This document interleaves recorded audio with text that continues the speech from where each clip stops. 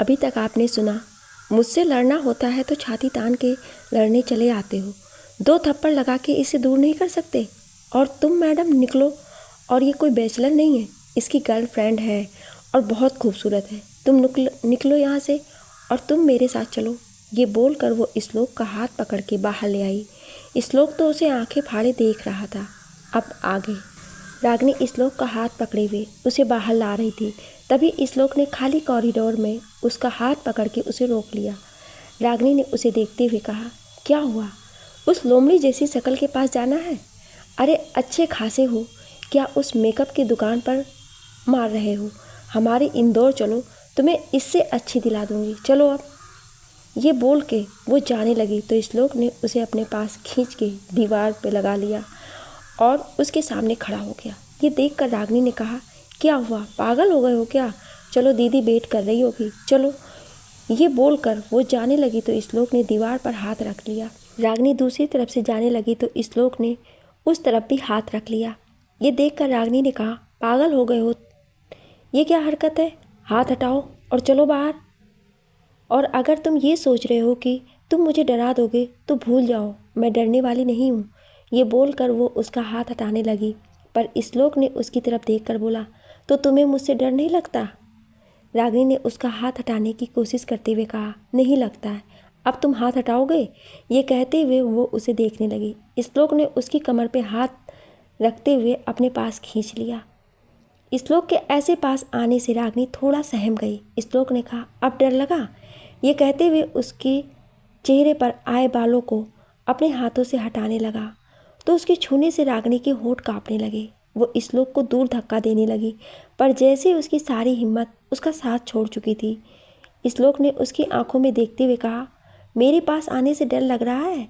रागिनी कुछ बोल ही नहीं पा रही थी। श्लोक ने उसे दीवार से टिका के उसके बहुत पास खड़ा होकर कहा, मुझे तुम इन सब से अच्छे साड़ी में लगती हो।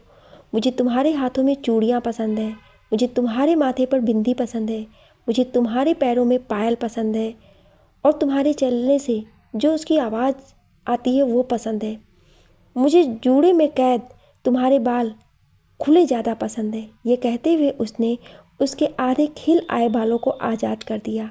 रागिनी नज़रें झुका के बस सहमी हुई सी खड़ी थी। श्लोक उसे देखे जा रहा था। तभी श्लोक उससे दूर हुआ और हंसने लगा। रागिनी उसके ऐसे एकाएक हंसने से उसे देखने लगी।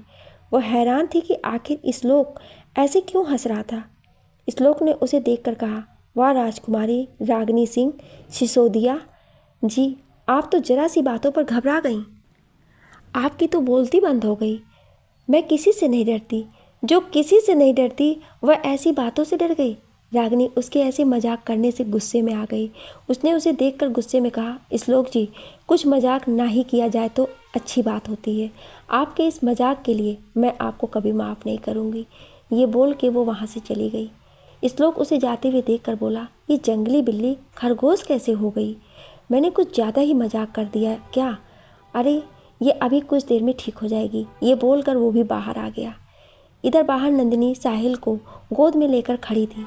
साहिल का सर उसके कंधे पर था। देखने से लग रहा था वो सो गया है। रुद्र ने नंदिनी से कहा, नंदिनी जी ये सो गया है, लाए मैं इसे गाड़ी में सुला देता हूँ। नंदिनी ने उससे कहा, नहीं रहने दे, अभी लेंगे तो उठ जाएगा और फिर शायद रोने लगे। एक तो ये दोनों कहाँ रह गए, कहीं फिर से लड़ना तो शुरू नहीं कर दिया इन दोनों ने।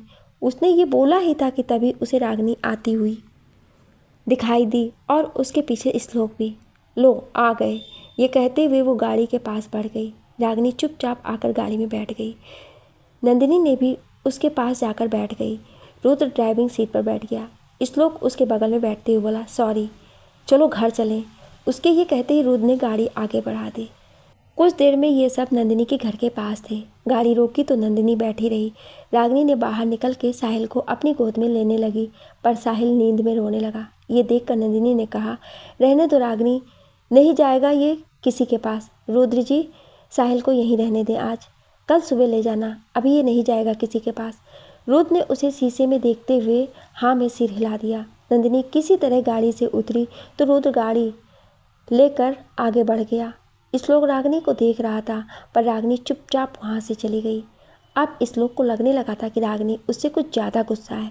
रुद्र अपने घर की तरफ चल दिया। सुबह का वक्त, नंदिनी का घर। साहिल और रागिनी दोनों ही आराम से सो रहे थे। नंदिनी ने आकर दोनों को जगाते हुए कहा, अरे उठो दोनों, कॉलेज जाना है। और रागिनी, आज फॉर्म भरने का लास्ट दिन है, नहीं भरा तो कल की ट्रिप कैंसिल हो जाएगी। फिर मुझसे मत कहना कि मैंने बताया नहीं। ये कहते हुए उसने सारे पर्दे हटा दिए।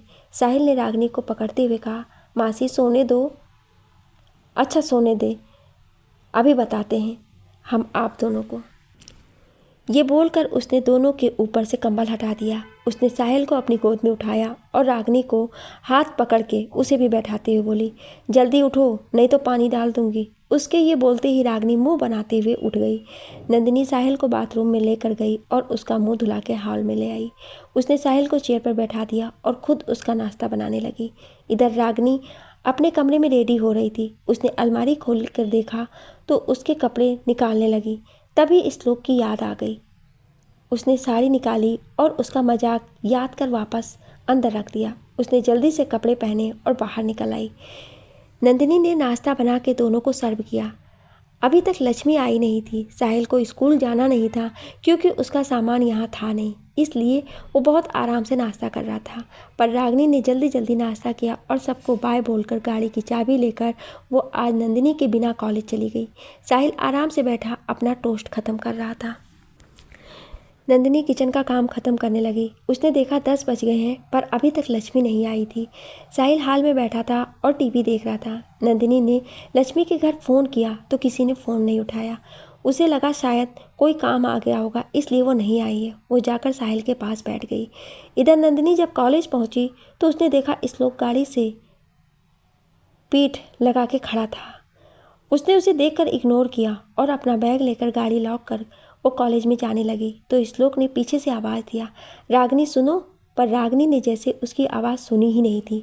वो सीधा कॉलेज के अंदर चली गई। श्लोक अंदर जाने लगा तो गार्ड ने रोकते हुए कहा, सॉरी सर, ये गर्ल्स कॉलेज है, आप ऐसे अंदर नहीं जा सकते। श्लोक वहीं रुक गया। वो कुछ देर वेट किया पर जब रुद्र ने फ़ोन किया तो उसे जाना पड़ा वहाँ से। शाम का वक्त, झील का किनारा। रागिनी आज कैनवस पर पेंटिंग कर रही थी और साहिल वहाँ बैठा झील में पत्थर फेंक रहा था। नंदिनी सबको डांस सिखा रही थी।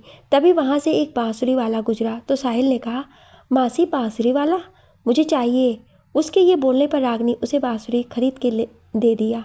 साहिल उसे बस बेसुर बजाए जा रहा था। तभी नंदिनी ने कहा, साहिल लाओ मुझे दो, मैं सिखाती हूँ तुम्हें। ये बोलकर वो बड़ी चट्टान पर बैठ गई और साहिल ने बांसुरी दे दी। नंदिनी ने बांसुरी को अपने होठ से लगाया और बजाने लगी। सब वहीं बैठे उसे सुनने लगे।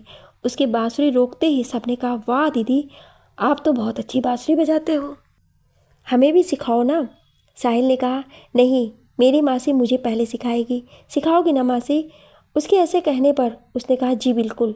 अभी चलो, शाम ढल रही है, आप सब भी घर जाओ, मैं भी जाती हूँ। ये बोलकर उठ के पीछे मुड़ी तो देखा रुद्र और श्लोक खड़े थे। रुद्र खड़ा झील के किनारे किसी से फ़ोन पर बात कर रहा था। उसके हाथों में सिगरेट था। नंदिनी ने पहली बार रुद्र को सिगरेट पीते हुए देखा था। उसे बिल्कुल भी अच्छा नहीं लगा उसके हाथों में सिगरेट देखकर। श्लोक रागिनी को देख रहा था पर रागिनी उसे देखने के बजाय अपनी पेंटिंग बनाने में बिजी थी। श्लोक उसके पास चला आया। उसने उसकी पेंटिंग देखकर कहा, वाह, आप पेंटिंग तो बहुत अच्छी करती हैं, मुझे नहीं पता था आप पेंटर भी हैं। उसकी आवाज़ सुनकर रागिनी को ना जाने क्या हुआ। उसने पेंटिंग रोक दी और कॉन्वेंस उतार के अपना हाथ बहती हुई झील के पानी में धोया और सबको खोलकर अपने बैग में रखने लगी। श्लोक ने उससे कहा, आपने बंद क्यों कर दिया? आप अपनी पेंटिंग पूरी कर लें, मैं तो ऐसे ही बोल दिया। रागिनी ने उसकी बातों पर ध्यान ना देते हुए साहिल के पास चली आई और उससे बात करने लगी। इधर नंदिनी अपनी गाड़ी के पास आई और अपना बैग रखकर उसने रागिनी से उसका सामान भी गाड़ी में रखने के लिए कहा। रागिनी अपना सामान रखने लगी। रुद्र अभी भी सिगरेट पीते हुए फ़ोन पर ही बात कर रहा था। नंदिनी उसके पास गई और उसके सामने खड़ी हो गई। रुद्र ने उसे देखकर इशारा किया, जस्ट मिनट, पर नंदिनी ने उसके हाथ से सिगरेट लेकर उसे नीचे फेंका और पैर से बुझाते हुए कहा, जो चीज़ ज़िंदगी ले ले उससे दूर रहना चाहिए। वैसे भी आपकी जान किसी के लिए बहुत कीमती है, खुद के लिए ना सही उसके लिए इन सब चीज़ों से दूर रहा करें। और जब आप किसी बच्चे के पास हैं तो उसके सामने ऐसी चीज़ें ना पिएं, क्योंकि उस पर गलत असर होता है और मैं नहीं चाहती साहिल ऐसा कुछ करे। ये बोलकर वो बिना उसकी तरफ देखे अपनी गाड़ी की तरफ जाने लगी। उसने साहिल को बाय किया और गाड़ी लेकर वहाँ से चली गई। रुद्र उसे जाते हुए देख रहा था। इस लोग रागिनी को ऐसे खामोश जाता देखकर अब परेशान हो रहा था। रुद्र खड़ा नंदिनी को जाते हुए देख रहा था। इस लोग साहिल को लेकर आया और गाड़ी में बैठ गया। उसने खोए हुए रुद्र को आवाज़ देकर कहा, अबे ओ भाई, घर चलना है या यहीं रात बिताने का मन है? उसकी आवाज़ सुनकर रुद्र का ध्यान टूटा और वो गाड़ी में आकर बैठ गया। इस लोग ने ड्राइविंग स्टार्ट की। रुद्र बैठा नंदिनी की बात को याद करके हल्का फुल्का मुस्कुरा रहा था। दोनों साहिल को लेकर घर पहुंचे और अपने अपने रूम में चले गए। इस लोग ने रूम में जाकर रागिनी को कॉल किया, पर रागिनी ने उसकी कॉल नहीं उठाई। इस लोग ने उसे मैसेज भी किया, पर उसका भी कोई रिप्लाई नहीं आया। वो अब बेचैन होने लगा था। उसे रागिनी का यूँ उससे बात न करना अजीब लग रहा था। ये पहली बार था जब वो रागिनी से मिला था और उसने उससे कुछ नहीं कहा था। वो ये सब सोचते हुए अपने कपड़े चेंज करके बगीचे में आ गया। खाने में अभी देरी था तो वो बाहर आकर खड़ा था और रागिनी के बारे में सोचने लगा।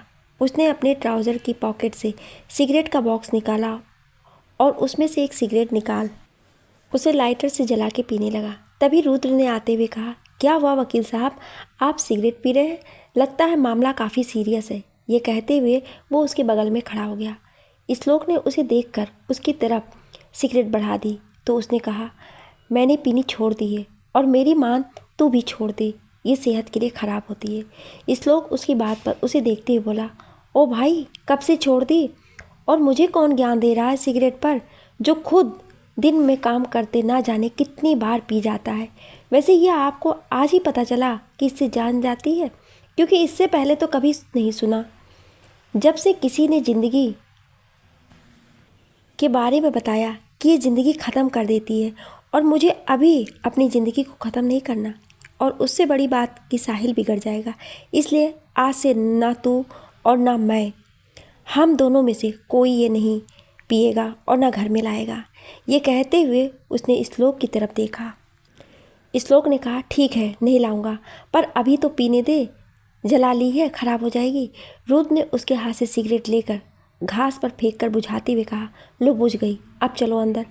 तू उस नंदिनी का साथ छोड़ बेटा, देख रहा है तू बदलते जा रहा है। पत्थर दिल रुद्र से कोमल दिल वाला रुद्र बन रहा है।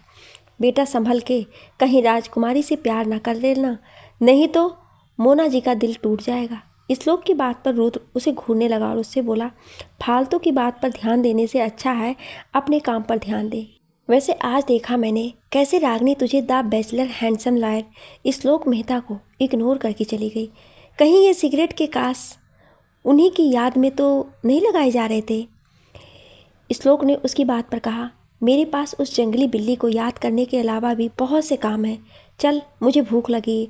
ये बोलकर वो जाने लगा तो रुद्र उसके साथ चलते हुए बोला, लड़कियां बहुत सेंसिटिव होती हैं मेरे भाई, चाहे वो कितनी हिम्मत वाली हो, कितनी भी बहादुर हो, पर जब बात जज्बात की फीलिंग की आती है तो वो उसे बहुत दिल पर ले लेती हैं, इसलिए थोड़ा संभल के। ये बोलकर रुद्र उसके साथ घर के अंदर आ गया। इधर जब रागिनी नंदिनी के साथ घर आई थी तो वो अपने कमरे में चली गई। उसने चेंज किया और अपना बैग निकालकर उसमें कपड़े भरने लगी, पर तभी उसके मन में ना जाने क्या आया कि वो बाहर निकल के गई और सीधा नंदिनी के कमरे में चली गई। उसने देखा नंदिनी ने कपड़े चेंज कर लिए थे और बैठी कोई फाइल देख रही थी। रागिनी ने उसके पास आते हुए कहा, दीदी अगर मैं कल ना आऊँ तो? ये कहते हुए उसने उसकी गोद में सर रख दिया। नंदिनी ने उसके सर सहलाते हुए कहा, आपका मन नहीं है तो मत जाओ, मेरा मन नहीं है, ना जाने आपसे दूर जाना अच्छा नहीं लग रहा है। ये कहते हुए उसने उसके कमर को चारों तरफ से पकड़ लिया। नंदिनी ने कहा, ठीक है मत जाओ। ये बोलकर वो उसके सर सहलाती रही। सुबह का वक्त नंदिनी का घर। नंदिनी बैठी आज फाइल ठीक कर रही थी। तभी लक्ष्मी अंदर आते हुए बोली, दीदी नमस्ते। नंदिनी ने उसे देखकर कहा, लक्ष्मी तुम आ गई, कहाँ थी कल आप? पता है कितना कॉल किया था तुम्हें हमने, बताओ कहाँ थी कल तुम? लक्ष्मी ने शर्माते हुए उसकी तरफ मिठाई का एक डिब्बा बढ़ाते हुए कहा, वो कल मुझे लड़के वाले देखने आए थे तो इसलिए तो मैं जल्दी गई थी, पर आपको सोचा तब बताऊंगी जब सब ठीक हो जाएगा। ये कहते हुए वो किचन में चली गई। ये सुनते ही रूम से हॉल में आ रही रागिनी ने कहा, चलो अब तुम्हारी शादी हो जाएगी और रोज़ सुबह मुझे तुम्हारी शक्ल नहीं देखनी पड़ेगी। वैसे लड़का अंधा तो नहीं था। उसके ये बोलने पर लक्ष्मी ने गुस्से में उसके पास आकर कहा, आय हाय दीदी, कैसा बेकार बोल रही हो आप। अरे भला चंगा है वो। अरे मैं तो इसलिए बोल रही थी क्योंकि उसमें तुमने देखा क्या जो पसंद कर लिया। कुछ है भी तुम में पसंद करने लायक। रागिनी ये बोलते हुए मिठाई उठा के खाने लगी। लक्ष्मी ने कहा, अच्छा है, मेरी शादी हो जाएगी और मैं चली जाऊंगी। जब देखो बोलती रहती हैं आप तो। ये बोलकर वो जाने लगी तो रागिनी ने उसका हाथ पकड़ के कहा, तू चाहे जैसी हो पर खाना बड़ा अच्छा बनाती है, इसलिए इसके लिए मैं तो मिस करूंगी और बधाई हो शादी के लिए। ये कहते हुए उसने मिठाई उसे भी खिला दी। लक्ष्मी मुस्कुरा दी उसकी बात पर। नंदिनी ने फाइल बंद करते हुए कहा, अच्छा चलो अब नाश्ता बना दो, मुझे कहीं जाना है, कुछ ज़रूरी काम है। उसके ये बोलते ही लक्ष्मी ने कहा, अरे दीदी आज कहाँ जा रही हो आप। आज तो कहा गया है कि बर्फ़ का तूफान आएगा। आज का मौसम भी देखो कैसे ख़राब है। आज रहने दो कहीं जाने की। रागिनी ने उसकी बात पर कहा, अगर ऐसा है तो रहने दो दीदी, कल चले जाना। उसने दोनों की बात सुनकर कहा, अरे मैं कुछ देर में चली आऊँगी पर ज़रूरी है जाना, इसलिए ना नहीं बोल सकती। आप दोनों परेशान मत हो, मैं जल्दी आने की कोशिश करूँगी। ये बोलकर वो अपनी फाइल लेकर अंदर गई और रेडी होने के लिए चली गई। रागिनी उसके जाने के बाद कहा, ये नहीं मानने वाली, जाओ बनाओ नाश्ता। लक्ष्मी उसकी बात पर बोली, हाँ लग तो यही रही है। ये बोलकर वो नाश्ता बनाने लगी। नंदिनी रेडी होकर आई तो नाश्ता टेबल पर रखा हुआ था। उसने जल्दी से नाश्ता किया और रागिनी को घर में रहने को बोलकर वो अपनी फाइल लेकर बाहर चली गई। वो गाड़ी लेकर नहीं गई थी। शाम का वक्त, नंदिनी का घर। रागिनी बैठी नंदिनी के आने का इंतजार कर रही थी। लक्ष्मी अपने घर चली गई थी। रागिनी ने देखा बर्फ़ पड़ना शुरू हो गई थी और हवाएं भी थी। अब उसे चिंता होने लगी। रागिनी ने नंदिनी का फ़ोन मिलाया तो वो नॉट रीचेबल आ रहा था। उसने घबरा के रुद्र के पास फ़ोन किया। रुद्र भी अभी अपने घर पहुंचा ही था। उसने देखा रागिनी का कॉल है तो रिसीव करते हुए बोला, हाँ रागिनी, क्या हुआ। रुद्र जी, दीदी सुबह काम के सिलसिले में शहर की तरफ गई थी, अभी तक वापस नहीं आई हैं। मैं तब से उसका फ़ोन लगा रही हूँ पर वो नॉट रीचेबल आ रहा है। आप प्लीज़ देखें ना, मुझे बहुत डर लग रहा है। रागिनी के ये कहते ही रुद्र घबरा गया। उसने रागिनी से कहा, आप डरे मत, मैं श्लोक को वहाँ भेजता हूँ और खुद नंदिनी को खोजने जाता हूँ।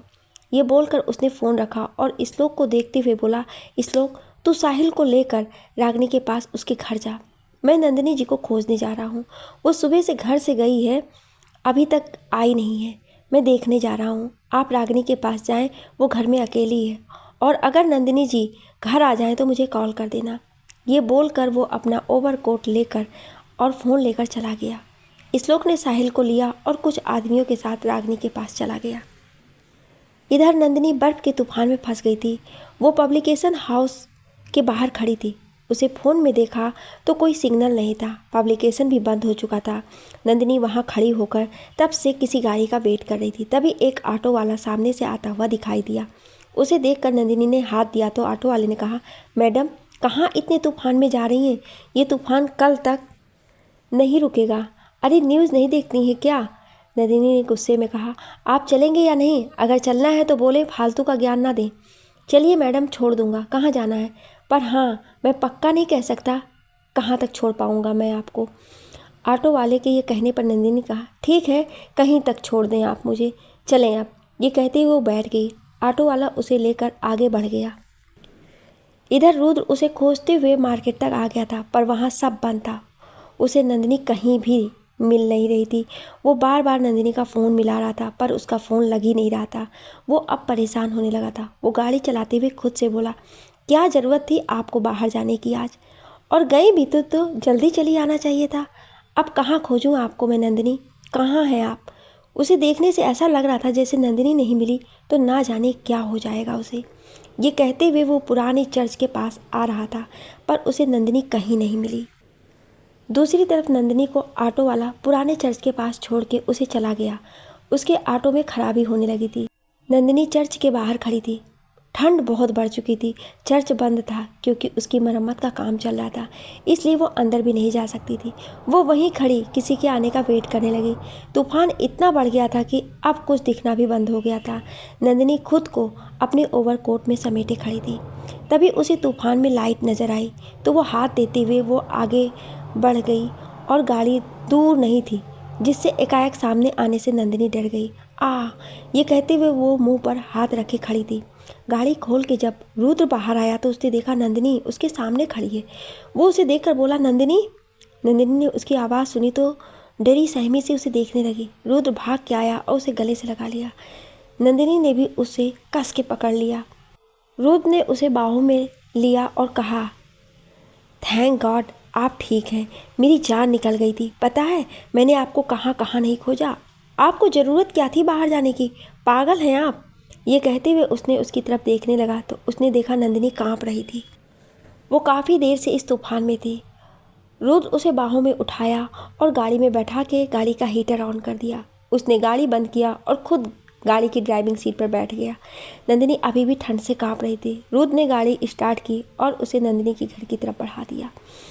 वो उसे ले जा रहा ही था कि अब उसे रास्ता नज़र ही नहीं आ रहा था। उसने नंदिनी को गाड़ी में छोड़ा और मदद के लिए बाहर देखने लगा। वो नंदिनी को गाड़ी में लॉक कर आगे बढ़ा तो उसे कुछ दूरी पर एक घर दिखा। वो वहाँ गया और उसका दरवाज़ा नॉक किया। वो बहुत परेशान था। दरवाज़ा एक आदमी ने खोला।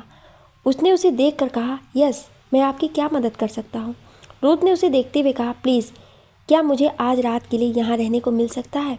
वो मेरे साथ जो है उनकी तबीयत बहुत ख़राब हो गई है। प्लीज़ क्या आप मेरी मदद कर देंगे?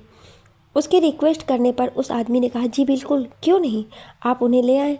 उसके ये बोलते ही रुद्र भाग के गाड़ी के पास गया और नंदिनी को बाहों में उठाए उसके घर के पास आ गया। जब रुद्र अंदर आया तो उसने देखा उस आदमी के पास एक औरत खड़ी थी। उस आदमी ने औरत को देखते हुए कहा, सीरत आप इन्हें कमरा दिखा दें, मैं तब तक इनके लिए खाने का इंतज़ाम करता हूँ। ये बोलकर वो चला गया। सीरत उसे लेकर मेहमानों के कमरे में चली गई। रुद्र ने नंदिनी को बिस्तर पर लिटाया और उस पर कंबल डाल दिया। सीरत ने उसे देखकर कहा, मैं आप दोनों के लिए कपड़े लेकर आती हूँ। इनके कपड़े चेंज करना बहुत ज़रूरी है, नहीं तो इनकी तबीयत और बिगड़ सकती है। ये बोलकर वो कमरे में रखे हीटर को चला के चली गई। उसके जाने के बाद रुद्र ने नंदिनी के हाथों को पकड़ के रगड़ना शुरू किया। वो नंदिनी को देखते हुए बोला, प्लीज़ नंदिनी होश में आए। ये कहते हुए वो उसे देखे जा रहा था। सीरत अंदर आते हुए बोली, सुने ये कुछ कपड़े आपके और आपकी पत्नी के लिए हैं, चेंज कर लें आप, मैं तब तक नीचे हूँ। उसके ये बोलने पर रुद्र सोचने लगा। उसने सीरत से कहा, प्लीज़ क्या आप इनके कपड़े चेंज कर देंगी? सीरत ने ये सुनते ही उसकी तरफ देखते हुए कहा, पर आप क्यों नहीं कर रहे हैं? यह आपकी पत्नी है। नहीं, ये मेरी पत्नी है, हमारी शादी अभी नहीं हुई है। उसके ये कहते ही सीरत ने कहा, मतलब ये आपकी मंगेतर है? अच्छा समझ गई, अभी कर देती हूँ। ये बोलकर वो कपड़े लेकर अंदर आया और दरवाज़ा बंद कर दिया। रुद्र बाहर ही खड़ा था। कुछ देर में सीरत बाहर आई और उसे बोली, मैंने चेंज कर दिया, आप भी जाकर चेंज कर लें। ये बोलकर वो नीचे चली गई। रुद्र ने दरवाज़ा बंद किया और नंदिनी के पास आकर बैठ गया।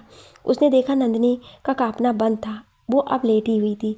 उसने उसे देखकर कहा, प्लीज़ आप जल्दी से ठीक हो, मैं आपको ऐसे नहीं देख पा रहा हूँ। ये कहते हुए उसने उसके सर को सहला दिया। रुद्र नंदिनी के हाथ पकड़े हुए बैठा हुआ था कि तभी सीरत का हस्बैंड कमरे के दरवाजे पर नॉक करता है। रुद्र उठ के दरवाज़ा खोलता है तो देखता है कि सीरत का हस्बैंड हाथ में कॉफ़ी लेकर खड़ा था और गर्म पानी की थैली। ये देखकर रुद्र उससे बोला, जी ये कॉफ़ी और ये गर्म पानी की थैली इसे अपने होने वाली मिसेस के कंबल में रख दें ताकि गर्माहट से उनका शरीर ठीक रहे। एयर चेंज करके नीचे आ जाए, खाना रेडी है। ये बोलकर वो सब देकर नीचे चला गया। रुद्र ने दरवाज़ा अंदर से बंद किया, कॉफ़ी टेबल पर रखा और गर्म पानी की थैली ले जाकर नंदिनी के पास रख दिया। उसने अपना फ़ोन उठाया और एक मैसेज इस लोग को कर दिया, क्योंकि कॉल लगना पॉसिबल नहीं था। इससे मैसेज कभी ना कभी पहुंच ही जाएगा। उसके बाद वो चेंज करके चला गया। इधर रागनी के घर पर रागनी बैठी फ़ोन का इंतज़ार कर रही थी। तभी डोरबेल बजी। उसने जल्दी से जाकर दरवाज़ा खोला पर वहाँ श्लोक था साहिल के साथ। उसने जल्दी से उसे अंदर लिया और दरवाज़ा बंद कर दिया। रागनी अंदर आकर श्लोक से पूछा, क्या हुआ, दीदी के बारे में कुछ पता चला? रुद्र जी ने बताया कुछ? श्लोक ने उसे देखते हुए कहा, नहीं अभी तक तो कुछ नहीं बताया उसने, पर चिंता मत करो, पता चल जाएगा। रागिनी ने गुस्से में कहा, अगर ये वीर भाई और शेर सिंह ने किया होगा तो मैं उन दोनों को छोड़ने वाली नहीं हूँ। रागिनी को अब डर और गुस्सा दोनों ही आ रहा था। श्लोक ने उससे कहा, डोंट वरी रागिनी, कुछ नहीं होगा नंदिनी जी को, आप चिंता मत करें, रुद्र उन्हें खोज के ले आएगा। रागिनी ने साहिल को लिया और उससे पूछा, भूख लगी है आपको? साहिल ने हाँ में सिर हिला दिया। रागिनी ने साहिल को गोद में उठाया और उसे लेकर जाने लगी। तभी श्लोक के मोबाइल की बीप बजी। उसने देखा तो रुद्र का मैसेज था। ये देखकर उसने जल्दी से मैसेज पढ़ा और रागिनी से बोला, रागिनी, नंदिनी जी मिल गई हैं, तूफान की वजह से वो दोनों कहीं रुक गए हैं, कल सुबह आ जाएंगे। उसकी बात सुनकर रागिनी की जान में जान आई। उसने साहिल और श्लोक दोनों को बैठने के लिए कहा और खुद उन दोनों के लिए खाना निकालने लगी। खाना खा के वो साहिल को अपने कमरे में ले गई और श्लोक को गेस्ट रूम में सोने को बोल दिया। रागिनी ठीक थी जब से उसने नंदिनी के सेफ होने की बात सुनी थी। उसने साहिल को अपने पास सुला रखा था, आराम से सो रहा था। रागिनी को नंदिनी से मिलना था क्योंकि उसकी बात नहीं हुई थी उससे, उसे नींद आ रही थी। उसने जाकर किचन में मैगी बनाई और उसे लेकर सोफे पर बैठ के खाने लगी। रागिनी को हमेशा ज़्यादा टेंशन होने से भूख लग जाती थी। वो बैठी मैगी खाते हुए बर्फ़ को गिरते हुए देख रही थी। तभी श्लोक के कमरे का दरवाज़ा खुला और वो पानी का जग लेकर बाहर आया। रागिनी ने उसे एक नज़र देखा और फिर अपनी मैगी खाने लगी। श्लोक ने उसे देखकर कहा, तुम इतनी रात को क्या कर रही हो और ये मैगी खाने का कौन सा वक्त है? उसके पूछने पर रागिनी खामोश रही। उसने कोई जवाब नहीं दिया। श्लोक को उसके ऐसे बर्ताव पर अब गुस्सा आने लगा था। रागिनी मैगी खा के बाउल किचन में रखने जाने लगी तो श्लोक ने उससे कहा, रागिनी, मैं आपसे बात कर रहा हूँ, आप ऐसे क्यों रिएक्ट कर रही हैं जैसे मैं यहाँ हूँ ही नहीं? रागिनी जैसे उसे सुनी नहीं रही थी। उसने बाउल को किचन में रखा और बाहर निकल के जाने लगी। श्लोक को गुस्सा आया तो उसने उसका हाथ पकड़ के रोक लिया। रागिनी ने उसके हाथ को पकड़ने पर पलट के उसे देखा। श्लोक ने उससे कहा, मैं आपसे बात कर रहा हूँ, ये करने की कोशिश कर रही हैं आप? रागिनी ने उसे देखते हुए कहा, मेरा हाथ छोड़ें। रागिनी, अगर आप उस दिन की बात से गुस्सा हैं तो सॉरी, माफ़ कर दें मुझे। नहीं पता था मुझे कि आपको इतना बुरा लगेगा, वरना मैं ऐसा मजाक नहीं करता। श्लोक उसे देखकर बोले जा रहा था पर जैसे रागिनी उसे सुनी नहीं रही थी। रागिनी ने उससे फिर बोला, हाथ छोड़े मेरा, वरना अब मेरा हाथ उठ जाएगा। उसके ऐसा बोलने पर श्लोक ने उसे अपने पास खींच लिया और कस के पकड़ के बोला, उठाओ हाथ, मारना चाहती हो आप तो ठीक है, सामने उतार लो गुस्सा, शांत कर लो खुद को, पर मुझे माफ़ कर दो। रागिनी ने श्लोक की तरफ बिना देखे कहा, श्लोक जी छोड़े मुझे, ये बदतमीजी कहीं और जाके करें जो इसे सह सके। मैं ऐसी बदतमीजियों को सहती नहीं हूँ, इसलिए छोड़े मुझे। ये कहते हुए वो खुद उसे छुड़ाने लगी। श्लोक ने उससे कहा, ठीक है, मत सहे, जवाब दे दे इस बदतमीजी का। मैं कुछ कहूँगा और मैं तब तक सॉरी बोलता रहूँगा आपको ऐसे पकड़ के जब तक आप मुझे माफ़ करेंगी नहीं, मुझसे बात करना फिर से शुरू नहीं कर देती। रागिनी ने उसे बिना देखे कहा, कुछ भी कर लें, जाओ, मैं आपसे बात नहीं करूँगी। ये कहते हुए वो श्लोक से दूर जाने की कोशिश कर रही थी। श्लोक ने बस उसे देखते हुए कहा, सॉरी रागिनी, आपको हर्ट करने के लिए माफ़ कर दें। रागिनी के हल्के घुंघराले बाल पीछे की तरफ और कुछ चेहरे से आकर टकरा रहे थे। रागिनी उसकी बात को नज़रअंदाज किए उससे दूर होने की कोशिश कर रही थी। श्लोक उसे उतना ही कस के पकड़े हुए अपने पास ले आया था। वो उसे सॉरी बोले जा रहा था पर रागिनी सुनी नहीं रही थी। वो बस उससे दूर होना चाहती थी। श्लोक ने उसकी जिद देखी तो ना जाने क्या सोच के उसे शांत कराने के लिए उसके चेहरे को पकड़ के उसके होठों को अपने होठों में ले लिया। ऐसा होते ही रागिनी एकदम शांत हो गई। बाहर बर्फ गिर रही थी और अंदर मोहब्बत का प्यारा एहसास शुरू हुआ था। श्लोक रागिनी के होठों को अपने होठों में लिए खड़ा था। रागिनी सहमी सी, हैरान सी और घबराई हुई सी श्लोक की बाहों में खड़ी थी। श्लोक ने खुद के होठों को उसके होठों से दूर किया और उसके सर में अपने सर को लगा के उससे कहा, सॉरी, माफ़ कर दो। रागिनी आंख बंद किए कांपते होठों के साथ खड़ी थी। रागिनी ने उसे धक्का दिया और जाने लगी तो श्लोक ने उसका हाथ पकड़ के उसे पीछे से पकड़ते हुए कहा, अगर आपने मुझे माफ़ किया तो कल मैं आपको साड़ी में देखना चाहता हूँ। अगर आप कल सुबह साड़ी पहन के मेरे सामने आई तो मैं समझ जाऊँगा कि आपने मुझे माफ़ कर दिया है। ये बोलकर उसने उसे छोड़ दिया। रागिनी अपने कमरे में चली गई। इधर रुद्र खाना खा के अपने कमरे में आए तो देखा नंदिनी को अभी तक होश नहीं आया था। वो बिस्तर पर आराम से लेटी हुई थी। रुद्र ने दरवाज़ा बंद किया और कमरे में आ गया। उसने कमरे में लगे कांच के बड़े सी दीवार से देखा तो बाहर बर्फ बहुत तेज पड़ रही थी। तभी उसके कानों में कुछ आवाज़ आई। उसने देखा नंदिनी नींद में बड़बड़ा रही थी। वो उसके पास गया तो नंदिनी ने बोलना थोड़ा तेज़ हो गया था। रुद्र उसके बगल में बैठ के उसको सहला रहा था। पापा, माँ, ये कहते हुए नंदिनी रुद्र के गले लग गई। रुद्र ने उसे पकड़ते हुए और उसके सर सहलाते हुए कहा, शांत हो जाओ नंदिनी, सब ठीक है। नंदिनी उसके गले लगे बैठी थी, पर उसे देखने से लग रहा था वो नींद में है। रुद्र ने उसे वापस से बिस्तर पर सुलाया और दूर हटने लगा, पर नंदिनी ने उसके कुर्ते का कॉलर बहुत कस के पकड़ा था। रुद्र ने कोशिश किया पर वो छुड़ा नहीं पाया। तभी नंदिनी ने उसे पकड़ लिया। रुद्र वहीं नंदिनी के बगल में लेट गया। उसने नंदिनी के बालों को पीछे करते हुए कहा, मैंने तो सिर्फ ये सुना था कि भैया भाभी एक्सीडेंट में चले गए और साहिल को आज तक यही सोच के पालते हुए जी रहा था, पर आपने तो सच देखा है। आपने तो मरते देखा है, उस घर में मौत का खेल देखा है जहां आप सबके साथ खुशी खुशी रहती थी। समझ सकता हूँ नंदिनी कि आपके जेहन में इन सब चीज़ों से कितना फ़र्क पड़ा होगा और अपने अंदर कितना दर्द होगा। बहुत मुश्किल होता है अपनों को अपने सामने मरता देखकर कुछ भी नहीं कर पाना। एक सिंपल ज़िंदगी जीते हुए जब आपको किसी से लड़ना पड़े तो कैसा होता है। आप में बहुत हिम्मत है नंदिनी, तभी तो आप इतनी हिम्मत के साथ उससे लड़ रही हैं जिसे कभी आपने भाई मान के राखी बांधी होगी, पर उस हाथ ने जिसे तुम्हारी रक्षा करना चाहिए था वो ही आपकी जान का दुश्मन बना है। पर वादा करता हूँ मैं कि अब आपकी और रागिनी दोनों की ज़िंदगी में मैं उस वीर को नहीं आने दूंगा। वो आप दोनों तक अब नहीं पहुंच पाएगा। अब उसे रुद्र सिंघानिया से लड़ना होगा। ये कहते हुए उसने उसे अपने बाहों में कस के ले लिया। नंदिनी इन सब से बेखबर सो रही थी। सुबह का वक्त शिमला।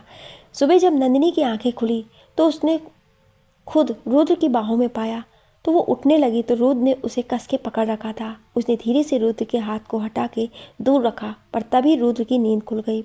उसने देखा नंदिनी उठ गई है। रुद्र उसके माथे पर हाथ रख के देखते हुए बोला, आपकी तबीयत ठीक है? नंदिनी ने उससे दूर होते हुए बस नजरें चुरा के हाँ बोल दिया। रुद्र उठने लगा तो दरवाजे पर नॉक हुआ। रुद्र ने उठ के दरवाज़ा खोला तो सीरत थी। उसने रुद्र को देखते हुए कहा, सॉरी डिस्टर्ब करने के लिए, चाय रेडी है, आ जाएं। और आपकी मंगेतर अब ठीक है? उसके ये बोलने पर नंदिनी रुद्र की तरफ देखने लगी। रुद्र ने सीरत से कहा, जी वो अब ठीक है, हम दोनों आते हैं नीचे। सीरत ये सुनकर चली गई। रुद्र ने दरवाज़ा बंद करके देखा तो नंदिनी ने उसे देखते हुए कहा, उनको गलतफहमी हो गई थी हमारे बारे में। रात में हमें रहने के लिए एक जगह चाहिए थी, इसलिए मैंने कुछ बोला नहीं। उस वक्त आपकी तबीयत ख़राब थी, इसलिए मुझे कुछ समझ नहीं आया। आप रेडी हो जाएं, हमें घर जाना है, मैं वॉशरूम में जा रहा हूँ। ये बोलकर वो अपने कपड़े लेकर वॉशरूम में चला गया। इधर सीरत के हस्बैंड नाश्ते की टेबल लगा रहे थे और सीरत बैठी जूस पी रही थी। तभी रुद्र और नंदिनी नीचे आए। उन्हें देखकर सीरत के हस्बैंड ने कहा, आ गए आप दोनों, आइए और हमारे साथ की स्पेशल चाय पीजिए।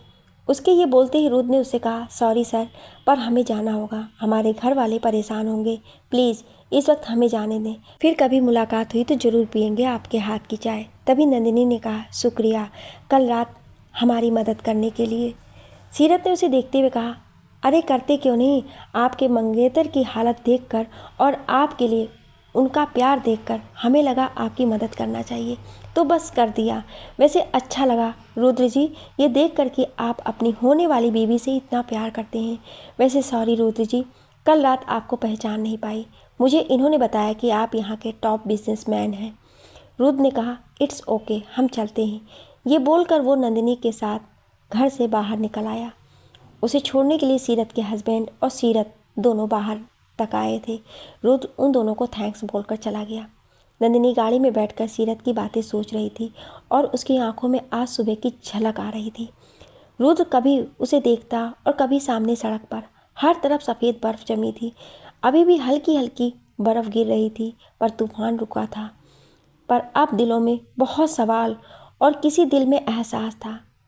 देखना था कौन इसे समझ के एक्सेप्ट करता है और कौन अभी अनजान रहता है।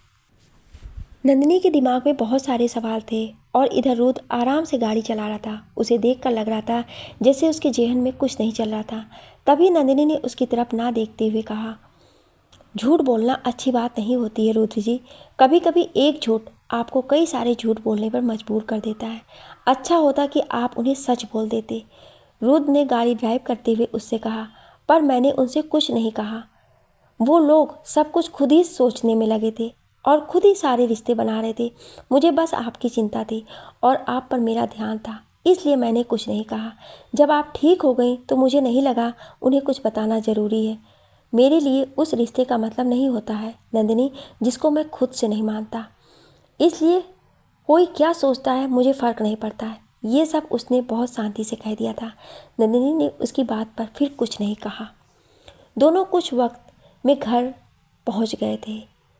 नंदिनी ने जाकर दरवाजे की बेल बजाई तो रागिनी ने दरवाज़ा खोला। उसने जब नंदिनी को सही सलामत देखा तो वो भावुक हो गई। उसने कस के नंदिनी को गले लगा लिया। नंदिनी ने उसके सर को सहलाते हुए कहा, शांत हो जाओ छोटी, हम ठीक हैं, चलो अंदर आओ। ये बोलकर वो उसे अपने साथ अंदर ले आई। रागिनी ने अंदर आकर रुद्र से कहा, शुक्रिया रुद्र जी, आप मेरी दीदी को सही सलामत घर ले आए। रुद्र ने कहा, ये मेरा फ़र्ज़ था। साहिल ठीक है और श्लोक कहाँ है? अगर वो उठ गए हो तो हमें यहाँ से चल लें। इस पर नंदिनी ने कहा, अरे ऐसे कैसे चले जाएंगे, पहले नाश्ता कर लें तब जाना। उसके ये बोलते ही रुद्र ने कहा, आप दोनों मेरे साथ चल रही हैं, अपने कपड़े पैक कर लें। ये सुनते ही नंदिनी ने कहा, हम क्यों चलेंगे? क्योंकि मैं आप दोनों को ऐसे अकेले नहीं छोड़ सकता, इसलिए आप दोनों हमारे साथ चलेंगी। कल जो हुआ वो दोबारा ना हो, इसके लिए।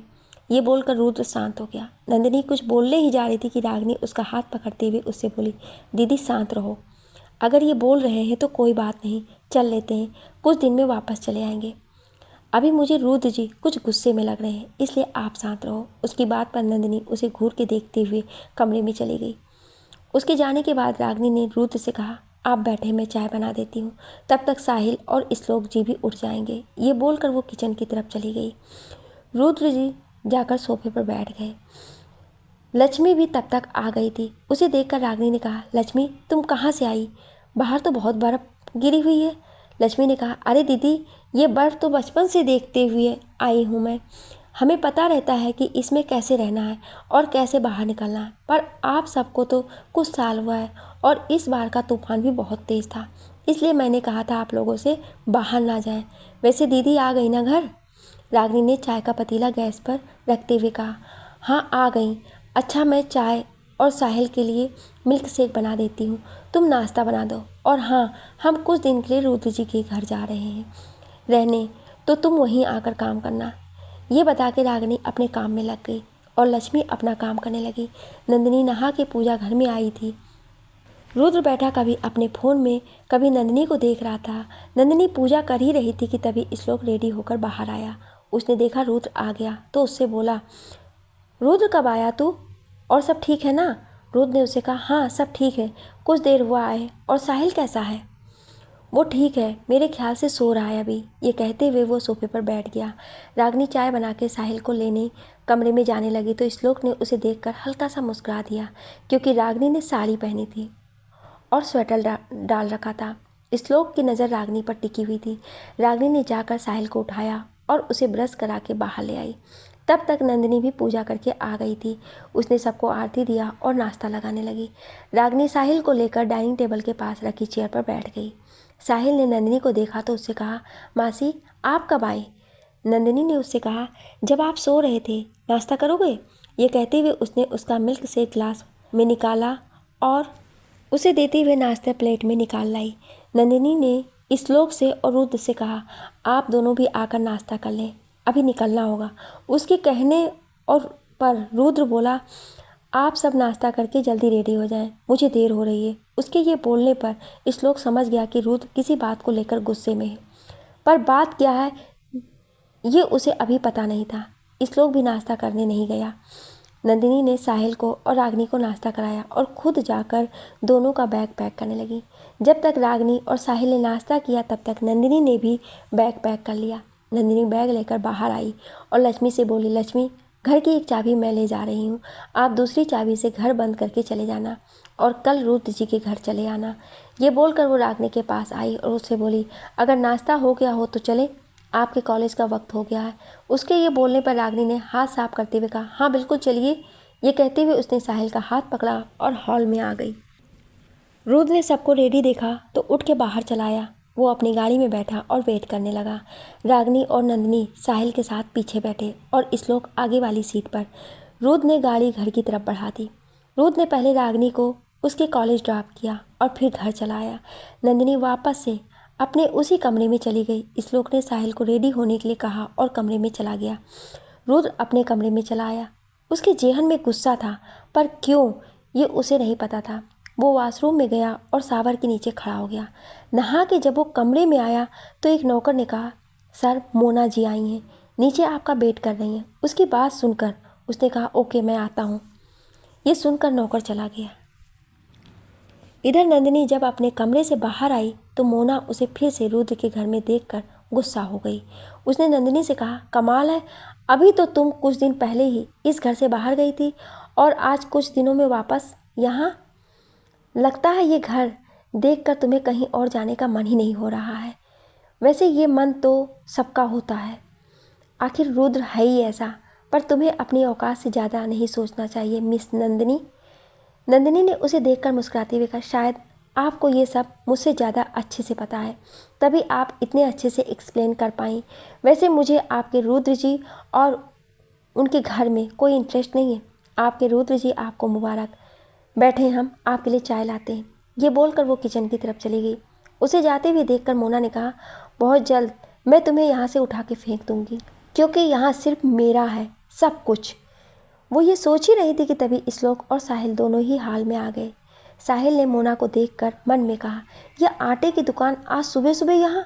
मुझे तो लगा कि कल की आंधी तूफान में ये उड़ गई होगी, पर ये बच गई। श्लोक ने साहिल से कहा, रेडी हो, चलें स्कूल? आपको स्कूल छोड़ के मुझे एक ज़रूरी मीटिंग में जाना है। साहिल ने उससे कहा, हाँ चलो चाचू, वैसे भी इस आटे की दुकान का चेहरा मुझे नहीं देखना। श्लोक ने उसकी बात पर मुस्कुरा के उसे गोद में उठा लिया। नंदिनी तब तक चाय ले आई। उसने ट्रे हॉल में रखे टेबल पर रखा और साहिल के पास आकर कहा, यह आपका टिफ़िन, और श्लोक जी यह आपके लिए। आपने भी नाश्ता नहीं किया, अपने सड़ू दोस्त की वजह से इसे खा लेना। श्लोक ने उसे देखते हुए कहा, वैसे आप पहचान गई रुद्र को, सही पकड़ा उसके बारे में आपने। वैसे थैंक्स, मैं निकलता हूँ, बाय बोलकर श्लोक भी वहाँ से चला गया। उसने मोना से कोई बात नहीं की, क्योंकि उसे भी मोना बिल्कुल पसंद नहीं थी। उसके जाते ही रुद्र भी रेडी होकर नीचे आया। उसके हाथ में उसकी टाई थी। उसने बैग सोफे पर रखा और ज़ोर से आवाज़ देते हुए बोला, श्लोक श्लोक।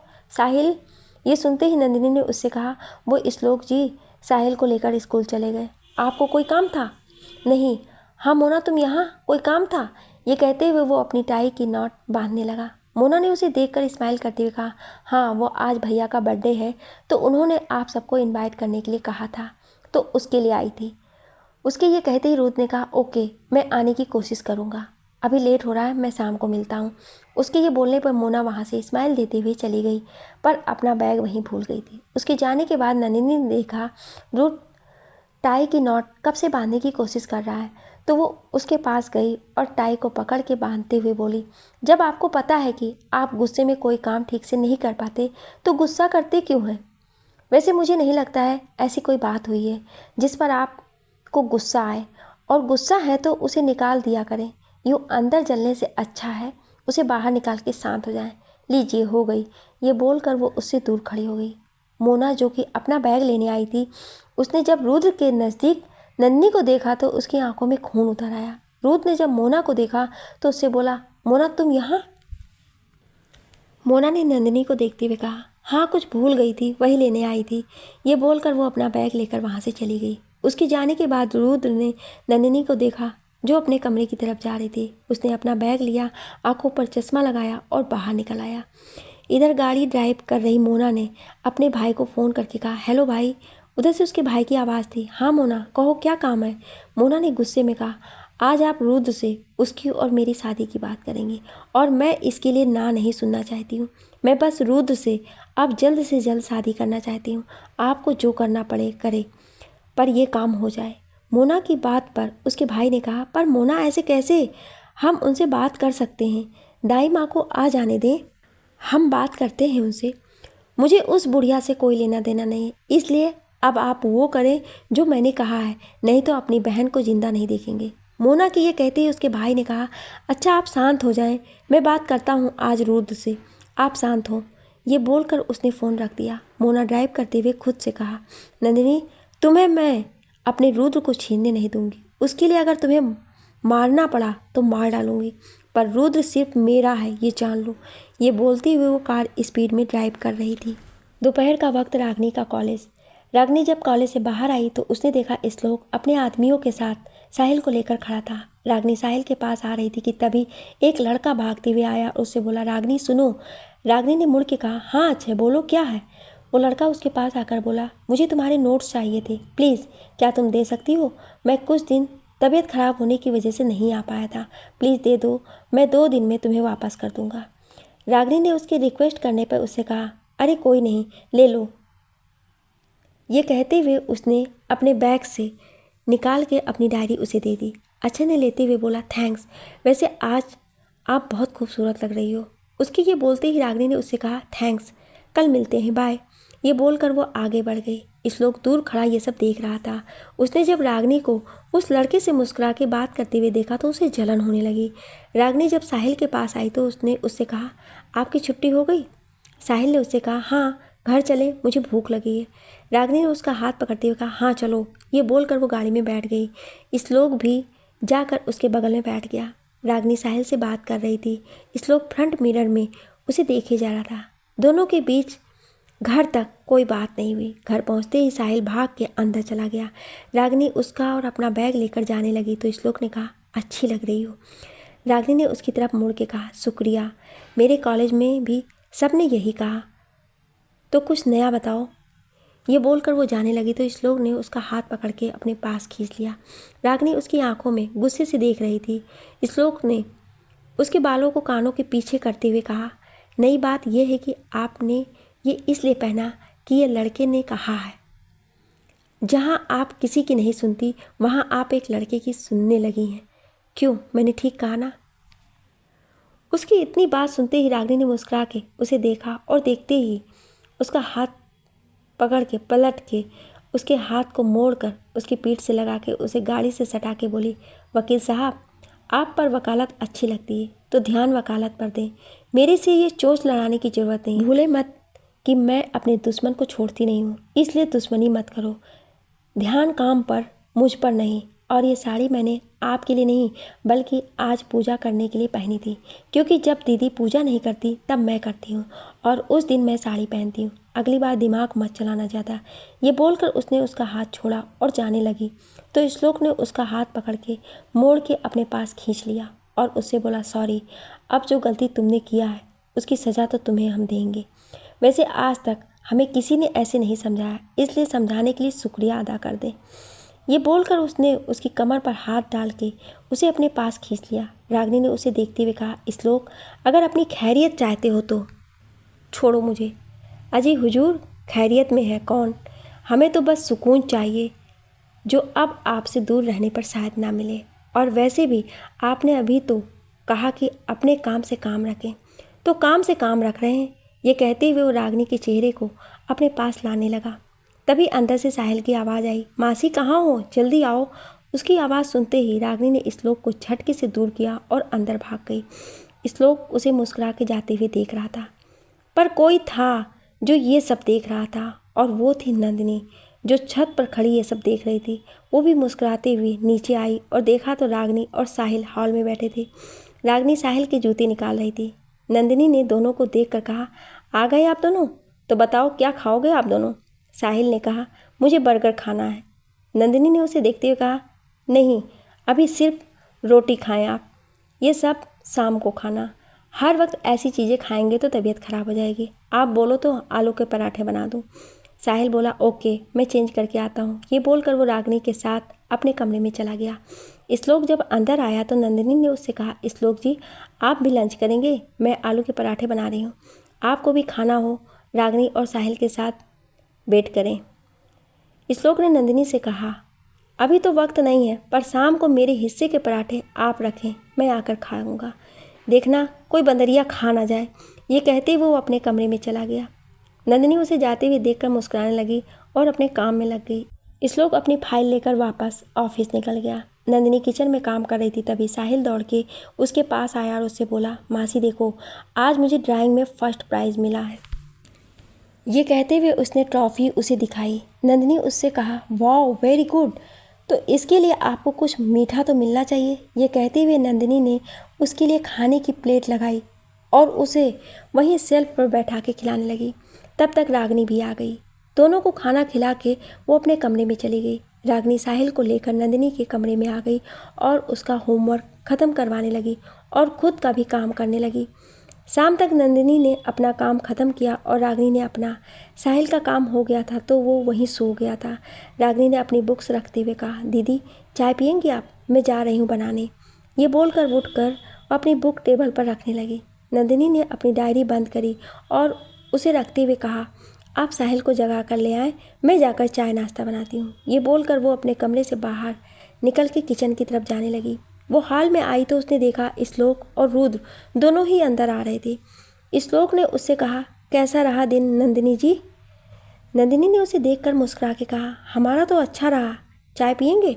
हाँ बिल्कुल, हम चेंज करके आते हैं। ये बोलकर वो अपने कमरे में चला गया। रुद्र अपने कमरे में जा रहा था तो नंदिनी ने उससे पूछा, आपके लिए भी बना दूँ या अपने दोस्त के भाई की बर्थडे पार्टी में पी लेंगे? उसके ये बोलने पर रुद्र ने कहा, मैं कहीं नहीं जा रहा हूँ। ये बोलकर वो ऊपर चला गया।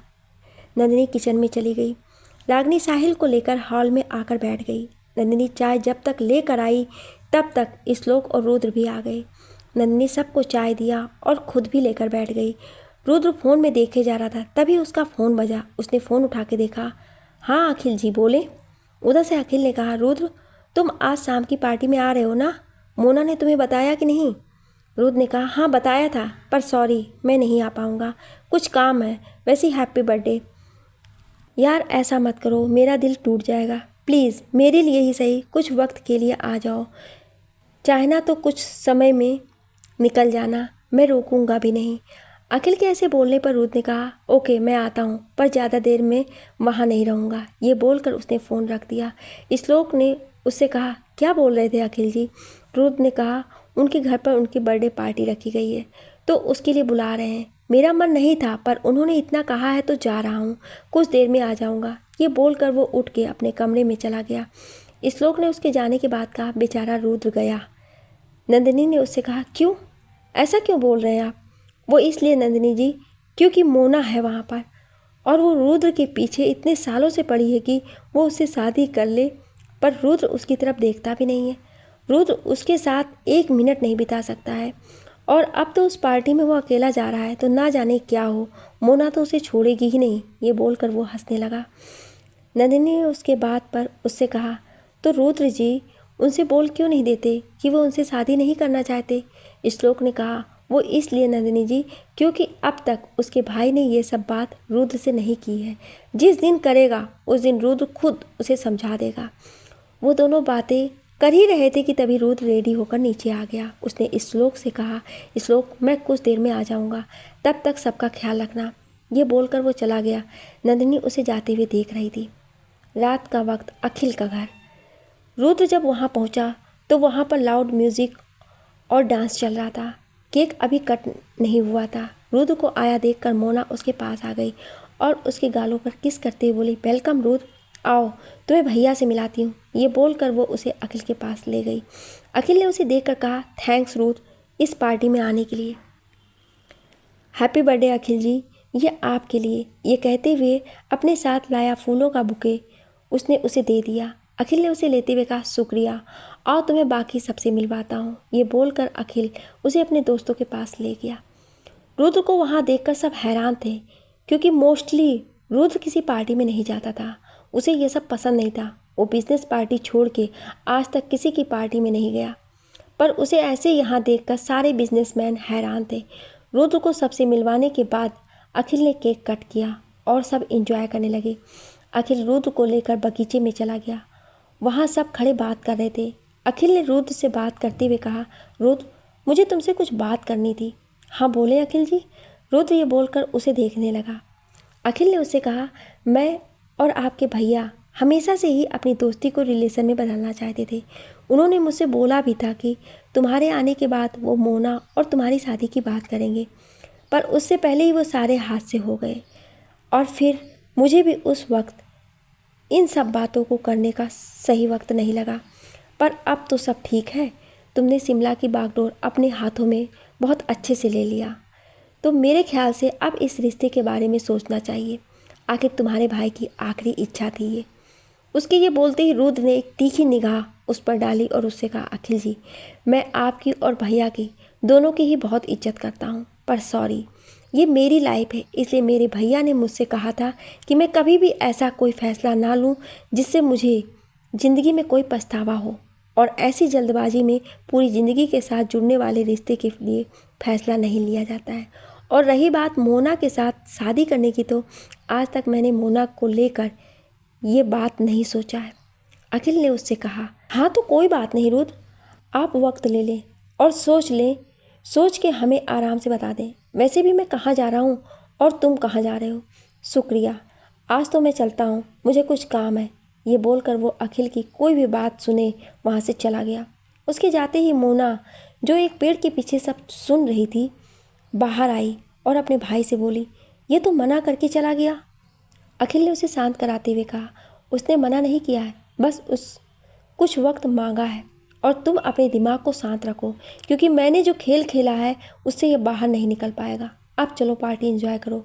ये बोलकर वो उसे लेकर अंदर आ गया। इधर रुद्र जब घर पहुंचा तो उसने देखा नंदिनी बगीचे में बैठी ऊन बुन रही थी।